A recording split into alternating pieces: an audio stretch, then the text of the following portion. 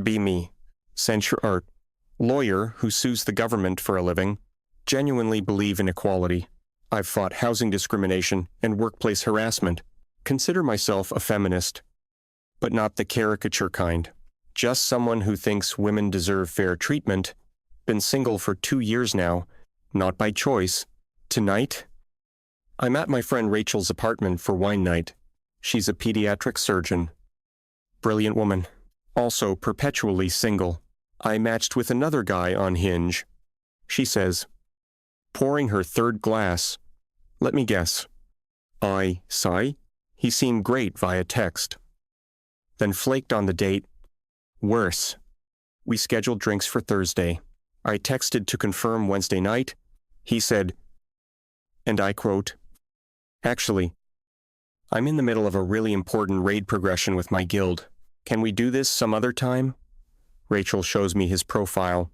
He's a software engineer. Good looking. 34 years old. Seems to have his life together. What the is raid progression, I ask? Something in World of Warcraft. I Googled it. We both sit there in silence. This isn't the first time something like this has happened. I think about my last 3 dating app conversations. One guy seemed engaged for 2 days.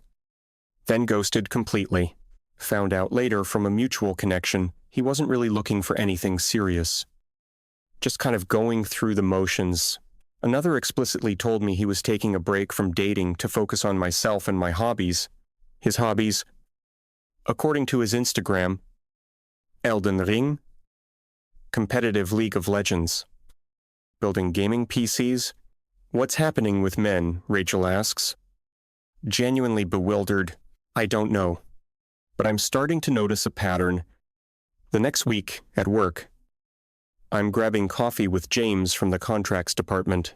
He's 29, smart, funny, decent looking. I've wondered why he never seems to date anyone. James, can I ask you something personal? He shrugs. Sure. Why don't you date? Like? I've known you for 3 years, and you've never mentioned a girlfriend or going on dates or anything. He stirs his coffee for a long time. Honestly, it feels like too much effort for inevitable disappointment. What do you mean I tried the apps for a while? Maybe got a match every couple weeks. When I did match, conversations went nowhere. The few dates I got, I could tell I wasn't measuring up to what he laughs. But it's not a happy sound. I don't know. The checklist, I'm not 6 feet tall. I make decent money. But I'm not rich. I'm not super exciting. I just exist. And that's clearly not enough. So, you just gave up. I redirected my energy to things that don't make me feel like about myself. I have my friends, my D&D group, my gaming, at least when I'm playing Baldur's Gate. I don't feel like I'm constantly being evaluated and found wanting. I want to argue with him, but something about his tone stops me. He doesn't sound angry or bitter. He sounds tired, defeated, kind of sad. That weekend, I'm visiting my mom. She asks, as she always does, about my dating life. Mom, did you notice fewer men wanting to date when you were my age? She laughs. Sweetheart, when I was your age, it was 1,995. Men asked women out all the time. Your father asked me out 3 times before I said yes. 3 times while I was busy. I played hard to get the usual, but he kept trying. Men did that then. What changed, I ask. She thinks for a moment. I think, and don't get mad, but I think men used to have a clearer picture of what was expected of them. They knew the script, even if it was a sexist script. I feel myself bristling. So, you're saying feminism ruined dating? No, honey, I'm saying the script changed. Which is good. It needed to change. But I don't know if anyone wrote a new one. And I think some people are just confused and gave up trying to figure it out. I don't want to hear this. But I also can't stop thinking about it. Monday morning. Sitting in my office, I pull up Hinge on my phone, scroll through my requirements. Must be 50 euro. I'm beschalte. It just feels right. Must make at least $80. Ling, ling, ling. I make $95. Ling, ling, ling. Want someone on my level. Must be emotionally available and good at communication. Must be feminist or at least feminist adjacent. Must want kids eventually. Must be ambitious and driven. Must be physically fit. I work out 4 times a week. Expect the same. Looking at this list, it feels reasonable. These are just standards. Right. Wanting a partner who's my equal. So, why does it feel like I'm searching for a unicorn? That night, another wine session with Rachel and our friend Melissa. Melissa is a high school teacher, has been with her boyfriend for 5 years. They're happy, but not engaged, which she complains about. At least you have a boyfriend. Rachel says, the dating pool is a wasteland. I add, what are you guys seeing out there, Melissa asks. Rachel and I take turns describing the landscape, men who won't commit, men who seem depressed and directionless, men who prioritize gaming and hobbies over relationships, men who don't even try anymore. I had a guy tell me last week that dating apps make him feel like a product on a shelf that no one wants to buy. I sigh. Well, maybe he should make himself more appealing. Rachel responds. Melissa makes a face. What I ask, do you listen to how you talk about men? What do you mean, like, just now? That guy opened up about feeling dehumanized and unwanted.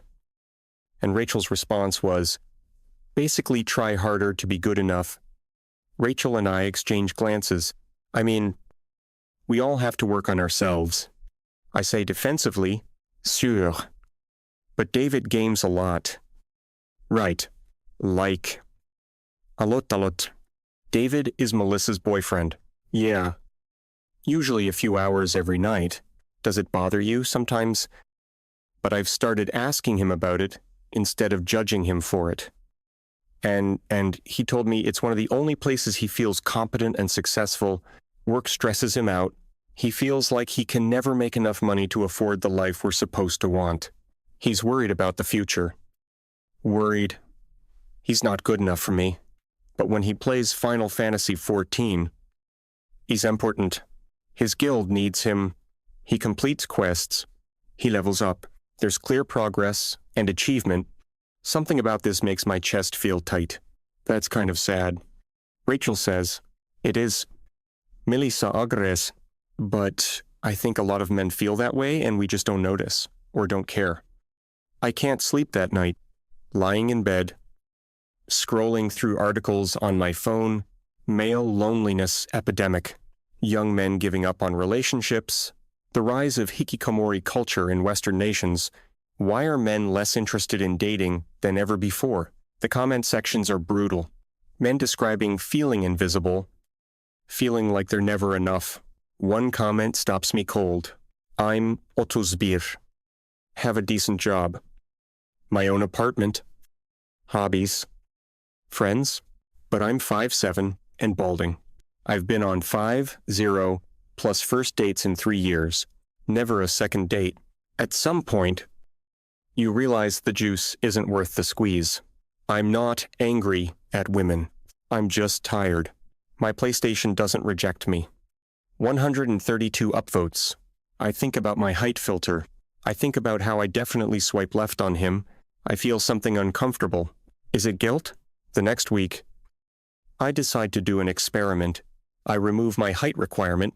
I lower my income requirement to $50. Ling, ling, ling. I expand my age range. Within 2 hours, I have 15 new matches. I actually read their profiles instead of judging by photos. There's a guy named Everett. Wu, Ba. Elementary school teacher. We message back and forth. He's witty. Kind. Asks thoughtful questions. We agree to meet for coffee. The day of the date, I find myself actually nervous. He shows up on time. He smiles. Has good energy. We talk for 2 hours. He's genuinely interesting, but, and I hate myself for this, I don't feel attracted to him. He's slightly shorter than me in the heels I wore. He talks about his students with so much passion, but I find myself thinking, elementary school teacher won't sound impressive when I tell my friends. When he mentions his gaming hobby, he plays civilization and strategy games to unwind. I feel myself mentally checking out. We part ways. He texts me later. I had a great time. Would love to do this again. I stare at the message for an hour. Finally type, I had a nice time. Too, but I didn't feel a romantic connection. Wishing you all the best. His response comes quickly. I understand. Thanks for being direct. I wonder how many times he's gotten that message. I wonder if he'll keep trying, or if I just contributed to him giving up session with my therapist the next week. I've been seeing a therapist for 2 years for work stress. Today, I want to talk about this. I'm starting to wonder if I'm part of the problem. I tell her, what problem? The reason men are withdrawing, the reason they're choosing video games over dating, the reason so many of them seem depressed and defeated. Tell me more about that. I explain everything, the patterns I'm seeing, the conversations I've had, my own contradictions. I say I want equality, but I want men to initiate. I want them to pursue me. I want emotional vulnerability. But whenever it was so open and earnest, I found it unappealing. I want financial independence. But I also want a partner who makes good money. I promote body positivity for women. But I have a height requirement for men. He notes, what do you think that means? I think it means I'm a hypocrite. Or it means you're human. You contain contradictions like everyone. The question is whether you're willing to examine them. I just don't know what to do with what I'm finding. What are you finding? I take a deep breath. I think maybe we asked men to change, to be more emotional, more vulnerable, to share housework and childcare, to see us as equals, and those are good things to ask for. But I don't think we really prepared for what it would look like. We wanted them to stop being traditionally masculine in ways that hurt us. But I think I still want them to be traditionally masculine in ways that benefit me. And the men who can't or won't perform that balancing act, I think they just opted out, and instead of asking why, we called them lazy or pathetic or said they were having a man-child epidemic. Another date, this time with Alex. He's 33. Works in IT. Wu, Shi. So he meets my original height requirement. Makes $75. Ling ling ling. Over dinner. I try something different. Instead of interviewing him, I actually try to connect. What do you do for fun? I ask. Honestly, I've been really into Elden Ring lately. Old me would have felt disappointed. New me tries something else. I've heard of that. What is it about it that you enjoy? His face lights up. It's going to sound stupid. Try me. It's hard. Right. Really hard. But it's fair. If I die, it's because I made a mistake or wasn't prepared. And when I finally beat a boss I've been stuck on, I feel like I actually accomplished something. Like I overcame something through effort and skill. Do you feel like you don't get that in other parts of your life? He stops. Fork halfway to his mouth. Wow, that's actually really perceptive. What do you mean work is just corporate, where nothing I do feels meaningful? Dating is just constant rejection or weird games. The economy is, I'll never afford a house. The planet is dying. But in Elden Ring, I can actually win. That sounds really lonely. I sigh. And I mean it. He looks at me with something like surprise. It is, but it feels safer than the alternative, which is trying to meet someone's impossible standards and failing again. We sit with that for a moment. What if the standards aren't impossible, I ask. What if they're just misaligned? What do you mean? I think a lot of women, myself included, we've been told we can have it all, and we shouldn't settle. And those things are true.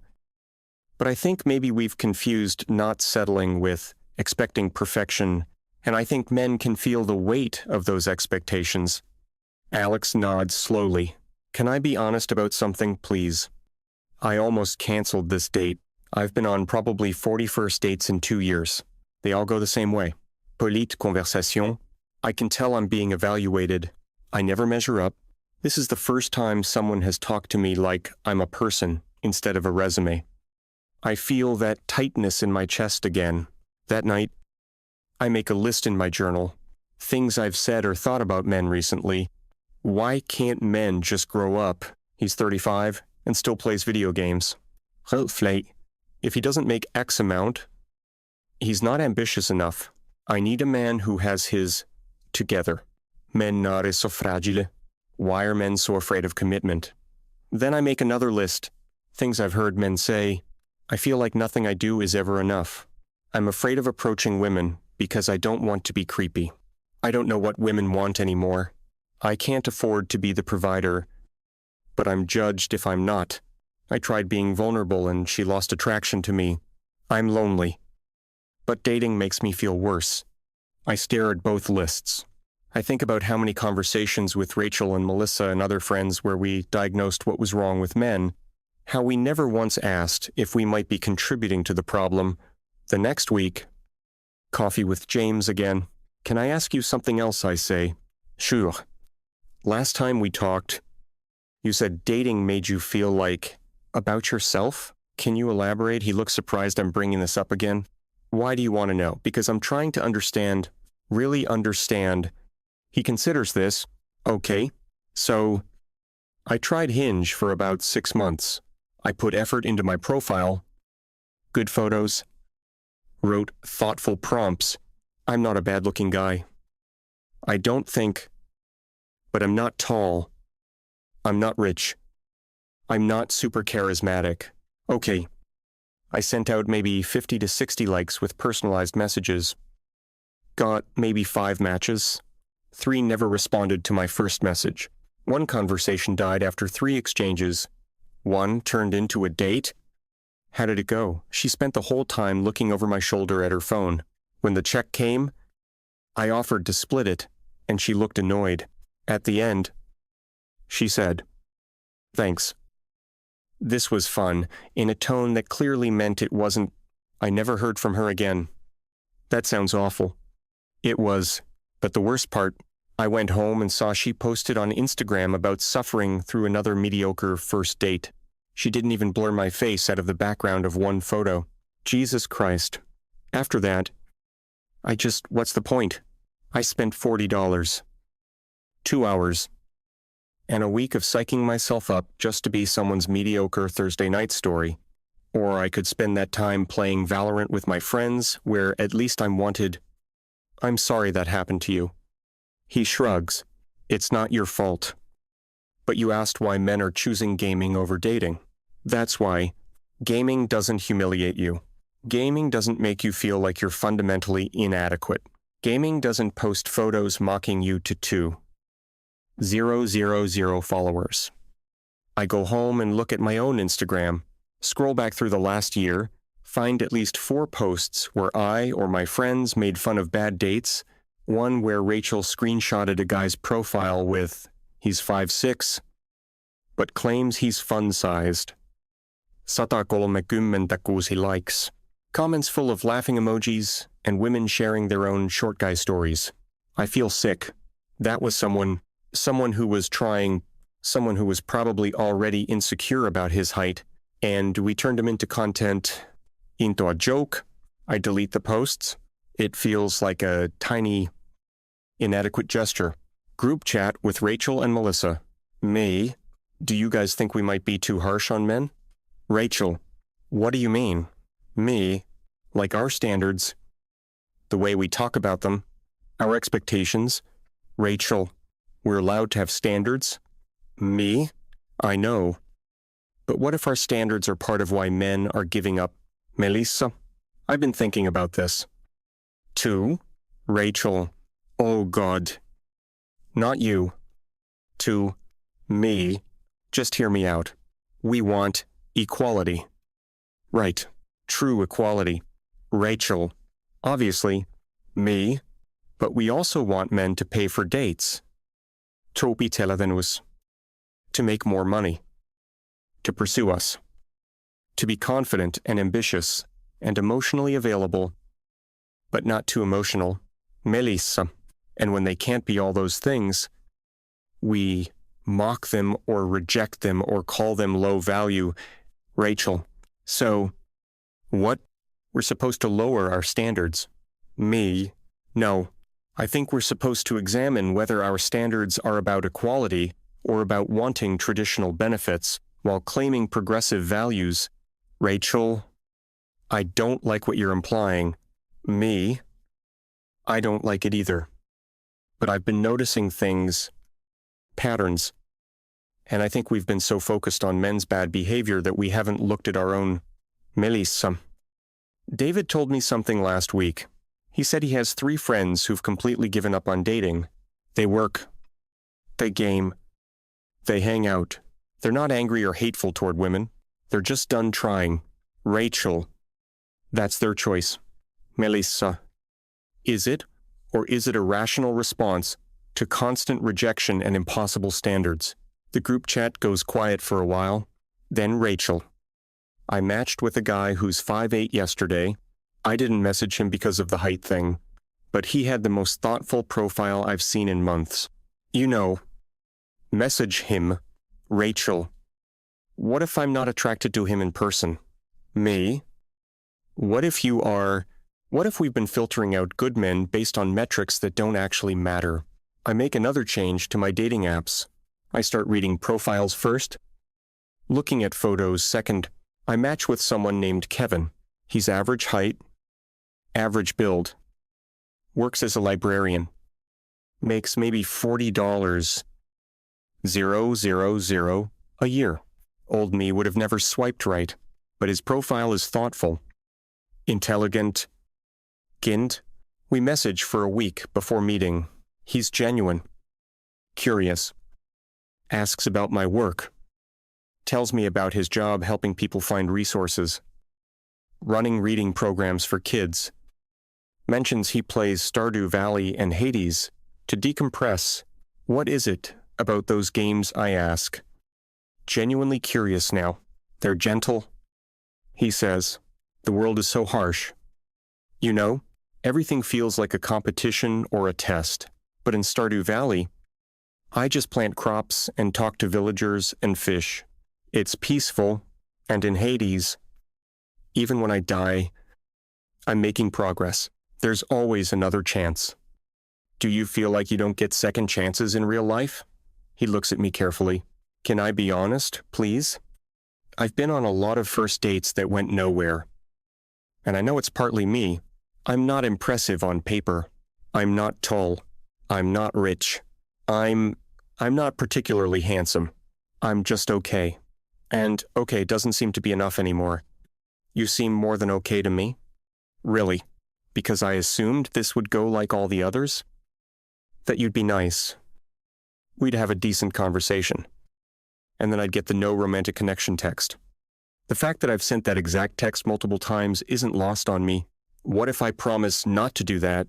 What if I promise to actually give this a real chance? He smiles. And it's cautious but hopeful. I'd like that. We start dating. Not seriously at first. Just seeing each other. Kevin is kind.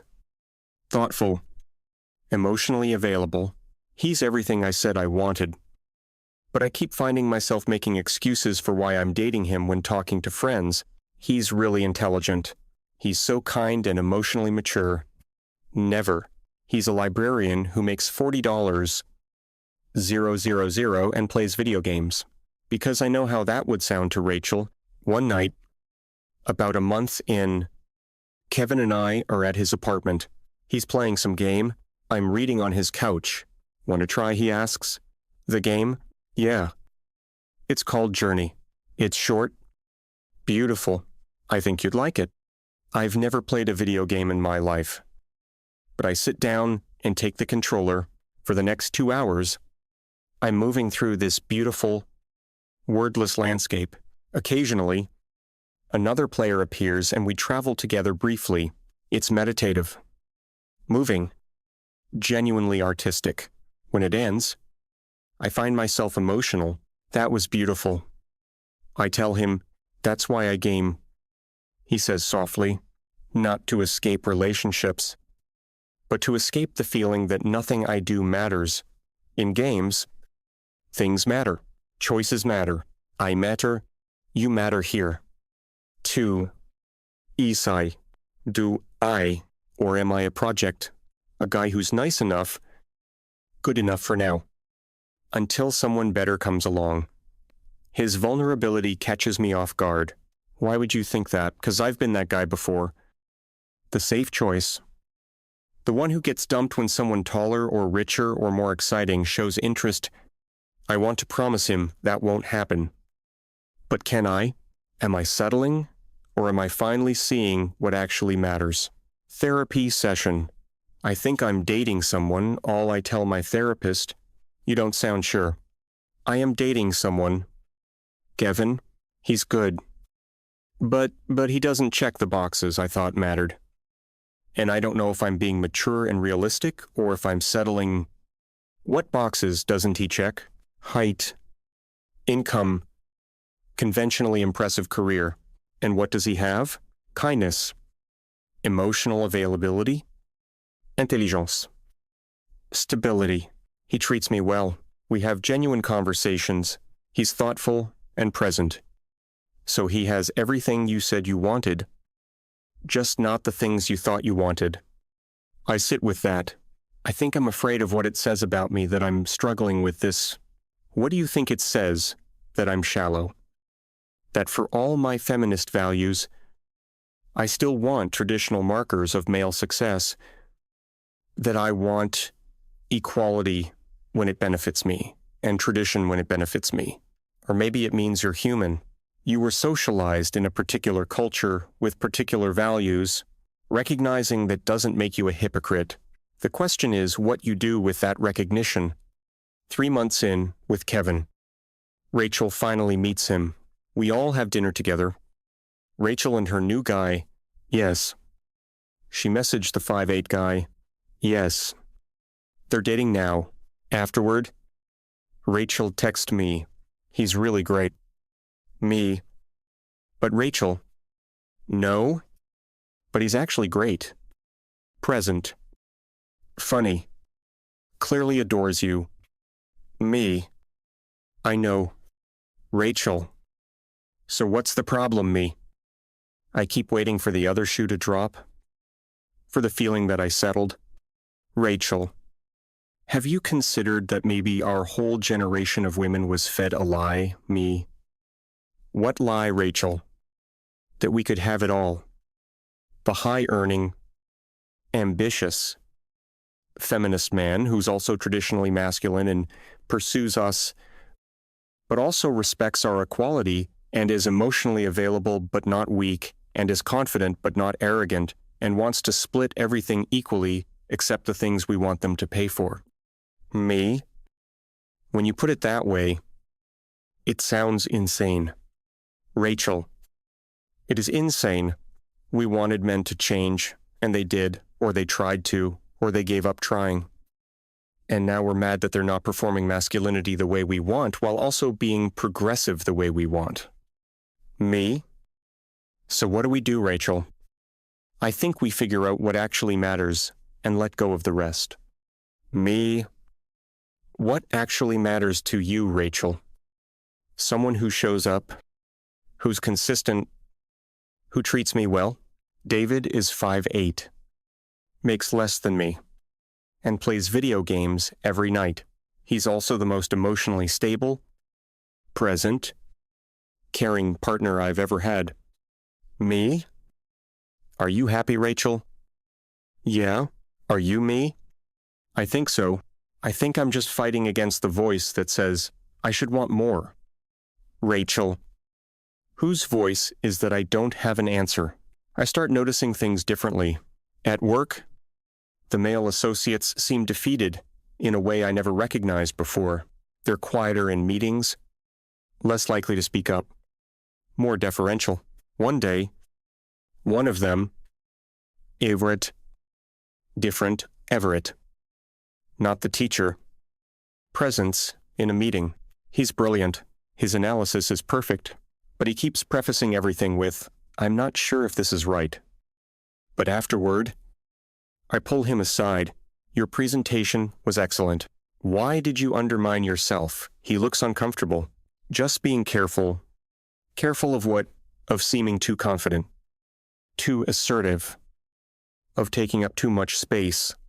Jesus, we want you to be confident. Isai, do you? Because the last time I was assertive in a meeting, I overheard someone say I was typical male energy dominating the conversation. I remember that meeting. I might have been the someone. I'm sorry. Isai, it's fine.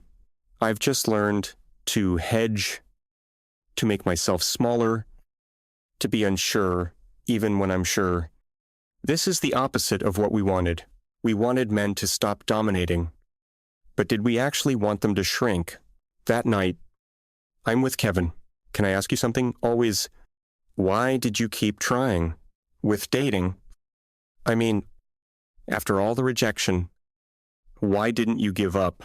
Like so many guys seem to. He's quiet for a long time. Honestly, I almost did. About a year before I met you, I deleted all the apps, decided to just focus on work and hobbies and friends. I was actually happier.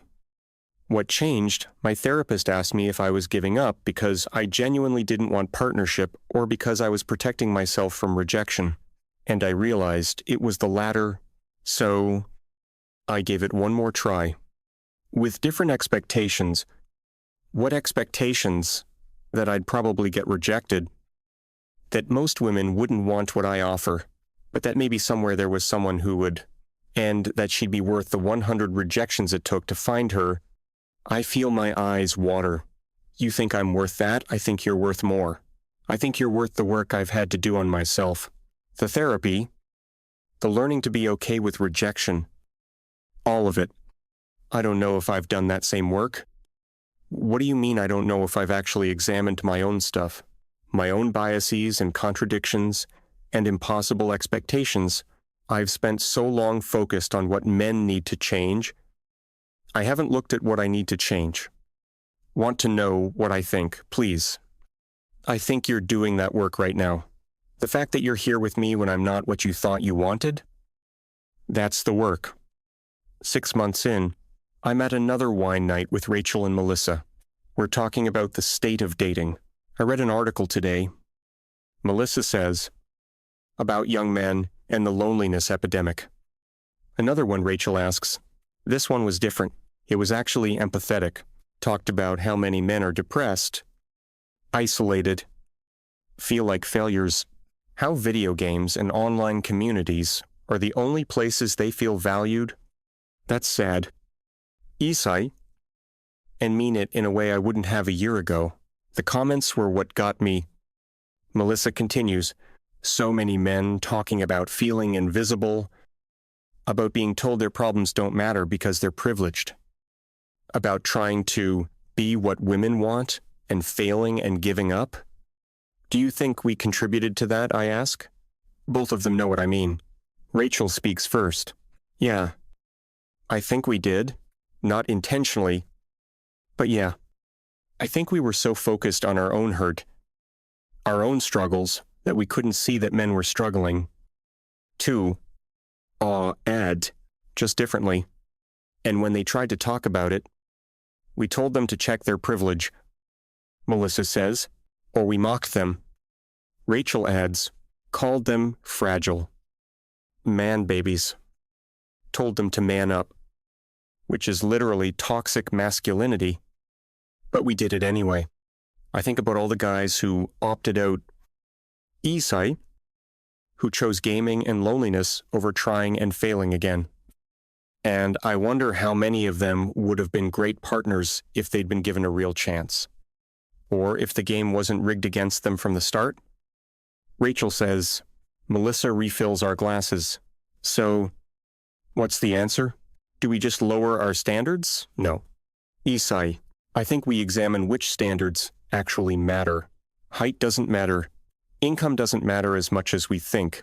What matters is character, consistency, how they treat us, and we stop punishing them for not being traditionally masculine while also demanding they be feminist. Rachel adds, we accept that they're human. Isai, as complicated and contradictory as we are, as hurt and scared and trying to figure it out. Month 8 with Kevin. We're serious now. I'm in love. Actually in love. My mom meets him and afterward tells me, he's good. He's really good. Even though he's a librarian, I ask, especially because he's a librarian. He has a job that helps people. He's educated. Kind. Present. What else matters? I used to think a lot else mattered. And now I think I was chasing an impossible standard. The perfect feminist man, who was also traditionally masculine, who made 6 figures, but also didn't define himself by work, who pursued me, but also respected my agency, who was confident, but also vulnerable, but also not too vulnerable. My mom laughs. Honey, that man doesn't exist. I know that now. She gets serious. Can I tell you something? Your generation of women, you've been sold a bill of goods. You were told you could have everything, which is true. But you were also told you should accept nothing less than perfection, which is false. What's the difference? Having everything means having love, purpose, partnership, respect. Having perfection means having some checklist of attributes that don't actually correlate to happiness. Your father wasn't perfect. He was short, balding by 30, made a teacher's salary. But he was good, and good is what matters. I write something in my journal, not for publishing, just for me. But I want to articulate it. Did we make men so depressed they'd rather game than date us? I think the answer is partially yes. Not because feminism is bad or women's equality is wrong, but because in fighting for our rights, some of us turned into what we were fighting against. We wanted men to stop objectifying us. So we objectified them. Height, income, status. We wanted men to stop judging our bodies, so we judged theirs. We wanted men to stop having impossible standards, so we created impossible standards. We wanted men to see us as complex humans, but we saw them as either threats or resources. We told them to be vulnerable, then lost attraction when they were like, bull.